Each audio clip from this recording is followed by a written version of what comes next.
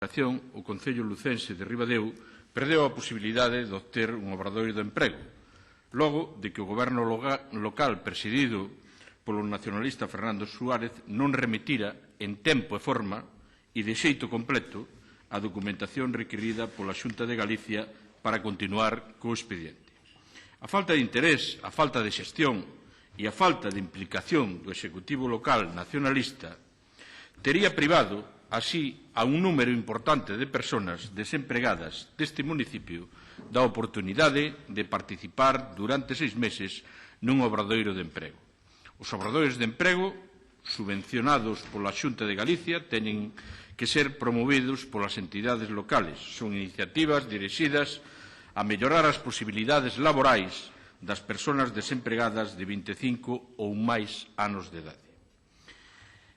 E consiguen esta mellora a través da súa cualificación profesional e da adquisición de experiencia laboral, mediante a realización de obras ou prestación de servicios de utilidade pública ou de interés social. O entender do Grupo Parlamentario Popular, a negativa do actual alcalde de enviar a documentación solicitada en tempo e forma leva unha perda irreparable especialmente sensible, tendo en conta, sobre todo, nos tempos que estamos a vivir.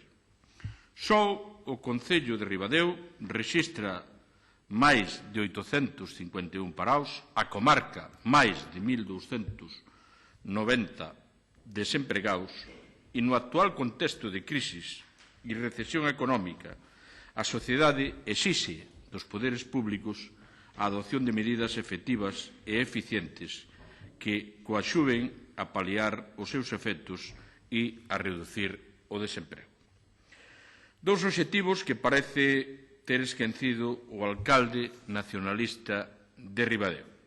Desde o primeiro momento, tanto o propio alcalde como o Bloque Nacionalista Galego como o goberno local veñen insistindo en que a perda da posibilidade de obter un obradoiro se debe a razóns políticas.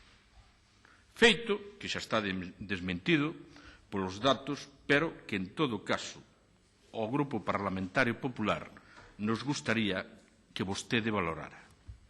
De feito, a situación de Ribadeo contrasta co que existe noutros concellos da comarca da Mariña Lucense, que tras tramitar correctamente a súa solicitude, obter o correspondente puntuación, poden gozar desta importante vantaxa impulsada pola Xunta de Galicia como medida de apoio ás persoas desempregadas.